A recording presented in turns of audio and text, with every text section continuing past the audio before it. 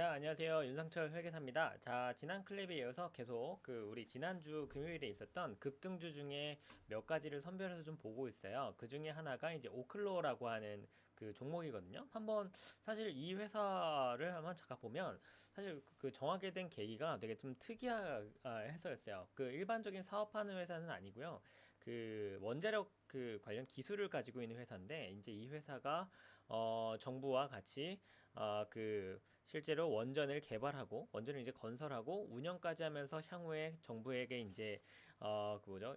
그 사전에 정한 공급가로 전기를 공급하는 장기간의 계약을 이제 맺을 가능성이 높아지면서 주가가 이제 크게 올랐어요. 그래서 실질적으로 지금 현재 매출은 없는데요.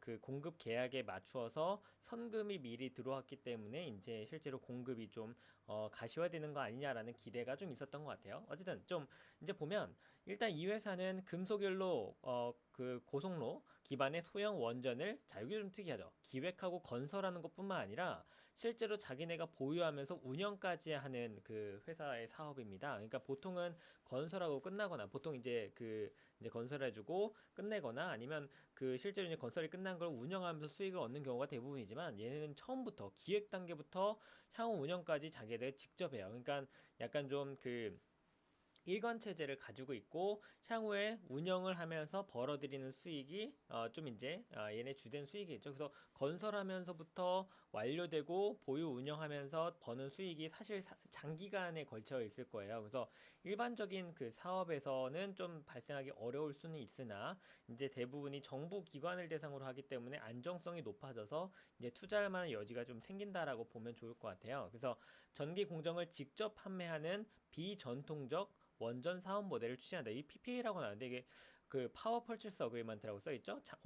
발전소가 장기간 전력을 공급하기로 약정하고 고객이 이를 향후에 이제 고정 금액이나 아니면 특정 그 사전에 협의한 그 특정 지수에 맞춰서 사는 금액을 계속 조정하는 방식으로 어쨌든 장기간 사는 거를 미리 약정하는 계약이라고 생각하시면 돼요. 그래서 그런 식으로의 사업을 영위하고 있고 얘네 원전은 지금 15메가와트 일렉트릭 그리고 75메가와트 일렉트릭 이게 뭐 원전에서 그 단위 세는 그 뭐죠? 그 전기의 양을 공급량을 세는 단위예요. 그래서 이 정도 급으로 대형 경수로 대비 초기에 캐펙스나 부지 제한 이런 것들이 굉장히 낮아서 투자의 그 뭐죠? 금액이나 기간이 짧게 소요되는 장점이 있다. 그리고 요게 이제 추가적인 기술인데 사용 후 핵 연료를 남은 95%의 에너지를 회수하는 공정을 상용화하겠다라고 얘기했어요. 그러니까 기존에 이제 원자력에서 핵 연료를 가지고 발전한 다음에 남은 핵 연료를 이제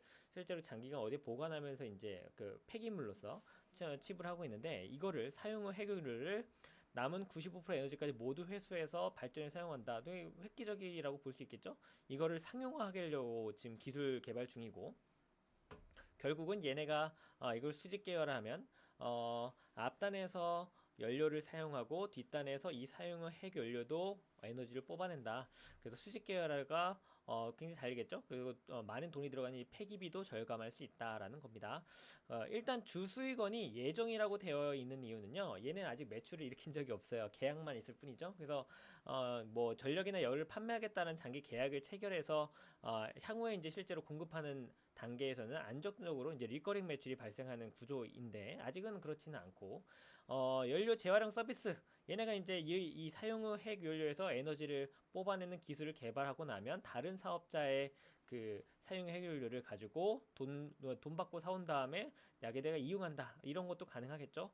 그래서 투자의 포인트는 이 그 새로운 기술에 대한 그 투자 차별화가 있다는 점 그리고 원전업계 최초로 실제 오퍼레이트까지 직접 한다. 그래서 그 실제로 그러면 얘네 건설하고 운영하면서 돈을 번다는 결국은 이 실제 운영에서의 그 여지도 충분히 기업 가치에 영향을 미칠 수 있다. 운영비 절감이나 발전 단가의 뭐죠? 그 높은 그 발전 단가 이런 것들이 이 회사의 마진으로 바로 귀결될 수 있다. 이게 사실 그 이거는 장점일 수도 있지만 단점일 수도 있어요. 향후에 건설까지 해서 끝나고 돈 받고 챙긴다는 너무 뭐 실제 단순하기보다는 딱 눈에 보이고 딱 끝맺음이 있는 사업인데, 실제 운영까지 한다라고 하면 향후에 이 원자력 기술로 인해서 발생하는 전기를 얼마에 공급할 수 있을까, 시장 상황에 따라서 이 회사의 마진이 바뀔 수 있다는 얘기잖아요. 그래서 이거는 그냥 건설하고 끝나는 데들이랑 투자의 포인트가 다르다는 점을 우리가 좀 알 필요가 있고, 근데 미 정부는 그 뭐 아시겠지만 AI 기술이 뭐 전기를 많이 먹잖아요. 그래서 고농축 우라늄의 자국 공급과 다양한 세제 지원을 하고 있다. 그래서 얘네가 뭐 그런 혜택을 받을 가능성이 높다라는 얘기를 하고 있죠. 넘어가서 여기 보시면 아직 상업 운전의 전 단계로 실 매출이 없다는 점도 다시 한번 좀 하고 있고요. 얘네가 가지고 있는 지금 짓고 있는 요 발전소들의 내역이 나옵니다. 네, 뭐 LOI 체결했는데 뭐 규모는 미공개고 뭐 이런 얘기 나오죠. 네, 이건 뭐 참고하시면 좋을 것 같고요. 이제 실제로 우리가 사업 보고서에서 확인할 수 있는 비즈니스 정보, 우리가 투자 목적으로 알아야 될 게 뭐가 있냐? 지금 미국의 NRC에 얘네가 영위하는 발전소의 건설에 대한 허가를 최초 접수했는데 22년도에 보안 요구로 철회됐대요. 근데 그게 올해 상반기에 재제출 예정이다. 근데 이게 되게 중요한 뉴스겠죠? 이게 얘네의 향후 사업의 향방을 결정짓는 굉장히 중요한 이슈가 될 것이다라는 거고. 네. 그리고 부지나 이런 것들은 다 뭐죠? 권리를 이용할 수 있는 권리를 계약 체결했다는 거죠. 미국 내 세개주에 동시 진행하고 있고, 원가나 공급망, 주 연료의 국산화가 아직 미완성 단계라서 뭐 여기 네, 생산 개시를 하고 있다. 뭐 사실 얘네가 가지고 있는 기술이 어쨌든 외부에서 원재료가 필요한 사업인데, 그거를 아직 공급 제한 단기에는 아직 좀 불확실성이 있다는 얘기로 보여요. 주연료 이거 한번 뭐 볼까요? 우라늄 네, 235 농도가 낮은 차세대 원전 연료라고 이제 얘기하고 있는데, 이 원전 연료의 국산화가 아직은 미완성돼. 그러니까 얘네가 가지고 있는 그 기술을 이용할 수 있는 원재료가 아직은 국내에서 생산되기 어렵다. 그래서 요거를 어떻게 해외든 아니면 뭐 국내에서든 매입할 수 있느냐가 약간 좀 불확실성으로 남아 있다라는 얘기죠. 예, 리스크가 존재한다. 그리고 인적 자원은 뭐 총원 113명인데 박사급이 12명이다. 그래서 노하우가 내재화되어 있고, 그래서 투자 포인트는 규제, 정부에서의 규제, 아까 전에 허가 신청한 것이 통과되는지 여부, 그리고 실제로 얘네가 그걸 건설할 때 부지의 확보, 그리고 원재료의 매입이 가능성이 얼마만큼인지 연계, 그리고 뭐 그런 것들이 그리고 이제 얘네가 가지고 있는 기술이 남들이 이제 침범하기 어려울 정도로 요 지식 재산을 어떻게 관리할 것이냐. 결국은 아까 박사 12명과 이런 사람들의 락인이 되게 필요하다. 그렇다면 진입 장벽이 구축될 수 있다라는 얘기겠죠. 그래서 네, 관점에서 특이점을 보면 1년 차인데 매출이 빵이에요. 그래서 뭐 초기 단계 원전 업체다. 그래서 그리고 이제 돈은 이미 받았다. 3천만 달러니까 300억 원 정도겠죠. 그래서 미리 돈을 받았다. 현금은 들어왔지만 이건 매출은 아니에요. 선급을 받은 거기 때문에 나중에 실제로 공급을 하면서 매출로 전환이 될 겁니다. 그래서 여기 보시면 현금이 300억 원 정도 있고, 연간 운영비가 약 한 100억 네, 이게 뭐죠? 자, 현금이 한 2천억 원 정도, 3천억 원 정도가 있고요. 연간 운영 현금이 한 500억 원 정도 나가니까 한 4, 5년 정도 버틸 수 있다라고 볼 수 있겠죠. 그래서 향후에 모멘텀이 될 만한 여지는 아까 전에 상반기에 접수한다고 했던 뭐죠? 콜라 접수가 수용되는 경우에 일단 다른 선례에 비교했을 때 15에서 30% 급등할 수 있다는 얘기고요. 그리고 이제 미국 정부와 아까 전에 실제 공급하는 계약을 체결한다면 하나의 이벤트가 될 것이고, 뭐 이런 얘기 하고 있습니다. 가동 이제 나중에 실제로 건설이 완료되고 가동이 성공적으로 수행되면 그때 한번 또 오를 수 있고, 의회에서 이제 요 원전에 대한 세제 혜택을 준다면 또 하나의 모멘텀이 된다는 얘기죠. 네, 이런 얘기 썼고요. 얘네는 아직 재무적인 지표를 볼 수가 없어요. 아직 매출이 안 났기 때문에. 그래서 뭐 그 정도다 정도 보시고 이제 밸류에이션 넘어갑니다. 지금 현재 주가는 한 57불 정도 되고요. 마켓캡은 한 84억 불이니까 8조 한 4천억 원 정도 되겠죠? 네, 그 정도입니다. 그리고 네. 뭐 나머지는 뭐 재무적인 지표는 큰 의미가 없으니까 핵심 포인트를 보면 얘네는 실제 운영까지 한다. 근데 다른 애들과 달리 소형 모듈이고 짧은 건설 기간에 부지 제약이 작아서 금방 건설해서 금방 운영이 바로 발생할 수 있는 구조다. 그리고 아직 상업 매출은 없으나 선급금은 받아서 이미 그 매출이 발생하기 높다라고 판단을 하고 있다. 그리고 보시면 스펙 상장으로 조달한 한 3천억 원 정도가 운영비를 커버한다고 했을 때 한 5년 정도는 런웨이가 있다, 남아있다라고 보는 거죠. 그래서 이걸 어떻게 이제 유지하면서 건설을 빨리, 운영까지 빨리 넘어가는지를 보는 게 중요하겠죠. 뭐, 밸류에이션 지표 간의 관계는 넘어가도록 할게요. 우리 그 재무적인 지표가 크게 의미가 없어서. 그래서 요 조언.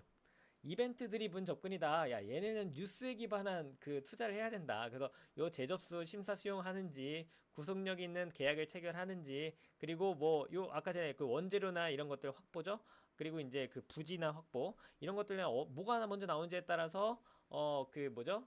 그 뉴스에 따른 이벤트 드리븐 주가 변동이 가능할 것이다. 정도 좀 기억하시면 좋을 것 같고 창업자와 스펙 스폰서들의 물량이 이제 주식 물량이 언제 시장에 풀리는지 그 스케줄을 확인할 필요가 있다라는 얘기하고 있습니다. 그래서 요런 아까 전에 보았던 그 뉴스들도 확인할 필요가 있다는 거죠. 넘어가서 주가는요, 여러분들 이게 한번 쭉 올랐다가 떨어졌다가 쭉 다시 오르다가 떨어지는 단계에 있어요. 예. 네, 그래서 요때 딱 보면 여기 위에 방어선이 있구나. 예, 그 뭐죠? 지지선이 있구나. 여기 밑에서도 이제 지지선이 좀 있는 거죠. 뭐 그런 거 확인할 수 있는데 일단 GPT는 어떻게 해석하는지 보면 얘네는 뭐 아까 전에 사원 모델은 봤고요. 밸류에이션 구조가 전통적인 이익이 안 나니까 매출도 없고 뭐 그래서 옵션형 주식이라고 보면 된다. 그래서 아까 이벤트 드리븐의 이런 그 계약에 따른 그 주가를 보아야 된다라고 했었고요. 흐름을 보면 일단 작년 말에서 요 5월 2055년 2월까지는 스펙 합병하고 이제 그 실제로 예산을 배정했다는 이 부지 확보나 이런 거 예산 배정한 뉴스에 급격하게 주가가 올랐죠. 160%나 올랐어요. 그러다가 요때 이제 악재가 터졌죠. 이거 뭐 허가에 이제 지연이 발생했고 보완자료 요구해서 쭉 떨어졌습니다. 차익 실현이 발생했고 4월부터 5월 말까지 여기서부터 여기까지죠. 여기까지는 이제 데이터 센터 실제로 얘네가 어떻게 계약을 뭐죠? 그 어떻게 건설을 하고 운영할지에 대한 그 공시와 재무 건전 너무 돈이 많으니까 4, 5년 버틸 수 있다. 뭐 이런 얘기를 했으니 이제 주가가 많이 올랐죠. 그랬다가 다시 이제 고점 부근에서 이 더블탑을 형성했다. 이 위에 이제 쌍대죠? 예, 쌍대 맞나요? 예, 자, 그래서 위에 이렇게 딱 그 최고점 두 개가 비슷한 부근에서 형성이 됐고 이때 단기 차익이 발생하면서 떨어졌고 지지력 테스트 중이다. 요때 요 선을 버틸 수 있는지를 이제 시장에서 보고 있다라는 거죠. 네, 뭐 패턴은 그렇고요. 이제 실전 매매 시나리오가 GPT가 어떻게 얘기하는지 보면 목표 매입가는 1을 아는 여기 지금 45불 정도죠. 그리고 2하는 B하는 38불 한 요 정도에서 이 두 번째 단계의 그 뭐죠? 매입가를 결정하고 있어요. 그래서 이벤트 드리븐 종목이니까 뉴스 잘 보면서 해. 라는 거고 만약에 여기 그 41불 이하로 떨어지면 손절해. 21선이 붕괴되고 있어. 그래서 10% 정도로 손실을 제한해 라고 하는 거죠. 그래서 목표 매도가는 이제 요 더블탑 네, 이게 지금 주가도 나오는데 이 더블탑을 넘어서는지 55에서 56 요때가 일단 1차 그죠? 그 매도선이고 그리고 그 다음 65불 65불로 한 이유가 이제 뭐가 있을까요? 요 선에서 20% 이상 넘어갈 때는 그 뭐죠? 55선 부근에서 매수당 네네 다시 요때 이제 1차 매도선을 짓자라고 했는데 그거는 이제 지금 만약에 요 단계에서 사면 20% 정도 상승한 금액이니 그때 한번 파시고요. 나머지는 65불 65불까지 넘어서는 경우에 트레일링 스톱을 적용해라. 이 트레일링 스톱은 이때 무조건 팔아라가 아니라 이때 이후로 우리가 그 팔지, 야, 이때 파는 게 맞아. 유지하는 게 맞아. 이걸 볼 수 있는 그 가격선이 없잖아요. 그거 전고점을 돌파했으니까. 그때는 계속 끌고 가면서 고점 대비 몇 프로 이상 떨어지면 그때 팔아. 그래서 끌고 가면서 파는 전략이 트레일링 스톱이에요. 그래서 그렇게 따라가. 라는 얘기를 하는 거죠. 그래서 정리를 한번 볼까요? 자, 일단 투자 기간은 6에서 1년 정도 보라라고 하고요. 그 얘는 이제 네, 여기 보시면 전통적인 유틸리티가 아니라 테크 스타트업에 가깝다. 그래서 이 규제 승인 연료계약 PPA 세계 동전 던지기 결과가 기업 가치를 단순히 재편한다. 수십 배 수익도 가능한데 모두 손실도 가능한 구조이므로 전체 포트의 1에서 3% 이내 소액만 하셔라. 뉴스 캘린더 매일 봐라. 그리고 이탈이 발생하는지 봐라. 이제 뭔가 재무적인 지표를 확인할 수 없으니 이런 기술적인 지표와 뉴스에 치중하라라는 얘기겠죠. 네. 여기까지 오클로를 봤습니다. 오클로를 본 이유는 이게 이제 최근에 급등에서도 있는데 저도 일부 샀거든요. 그래서 사고 난 다음에 좀 떨어지고 이제 분석을 하는 거죠. 우리가 보통 패턴이 그렇잖아요. 그래서 이렇게 봤고 이제 뉴스를 챙겨봐야 되는구나라는 걸 알게 되었죠. 자, 지금까지 오클로라는 종목을 봤습니다.